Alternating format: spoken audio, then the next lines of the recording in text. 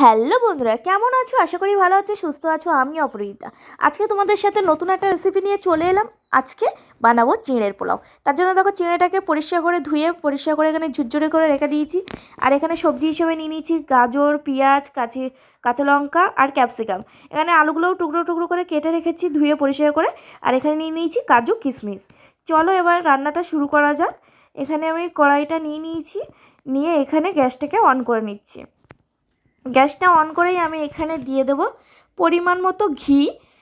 আমি 1 চামচ থেকে 2 চামচের মতো ঘি ইউজ করেছি। যার যেরকম পরিমাণ মতো বুঝে দেওয়ার চেষ্টা করবে, কারণ আমার অল্প একটু চিড়ে ছিল, তার জন্য আমি অল্প করেই দিয়েছি। যেহেতু আমি চিড়ে দিয়ে অনেকগুলো রেসিপি করব, তার জন্য আমি অল্প অল্প করেই দিলাম।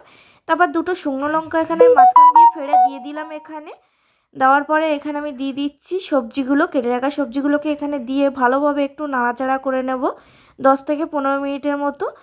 এখানে নাড়াচাড়া করতে থাকতে হবে একটানা, যাতে লেগে না যায় পেছন দিক দিয়ে। এখানে দেখো আমি দিয়ে দিলাম পরিমাণ মতো লবণ, দিয়ে আবারও কিন্তু ভালোভাবে নাড়াচাড়া করতে হবে, নাহলে নিচ দিয়ে ধরে যাবে। তারপরে এখানে দিয়ে দিলাম কাজু কিশমিশটাকে, দিয়ে আবারও কিন্তু ভালোভাবে এখানে নাড়াচাড়া করে মিক্স করতে থাকতে হবে। আর এখানে দেখো খুব সুন্দর করে কিন্তু একটু ভাজা ভাজা হয়ে যাওয়ার পরে, যেহেতু সবজিগুলো সিদ্ধ হওয়ার ছিল, তাই 10 মিনিটের জন্য ঢেকে রাখলাম।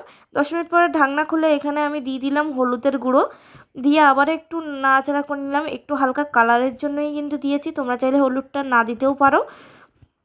তারপরে এখানে আমি দিয়ে দিলাম চিড়েগুলোকে অল্প অল্প করে দেবো, যাতে দলা না পাকিয়ে যায়।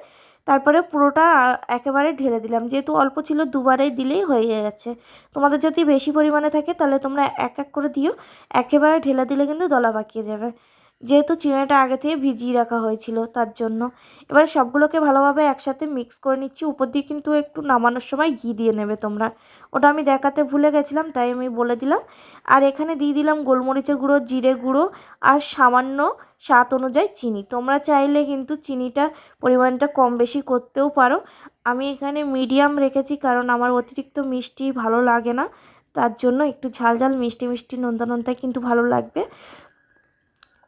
এইভাবে একটু নাড়াচাড়া করে নিচ্ছি, নিয়ে একটা পাত্রে তুলে নিলাম। খেতে কিন্তু অসাধারণ হয়েছিল, বাড়িতে অবশ্যই ট্রাই করে দেখো।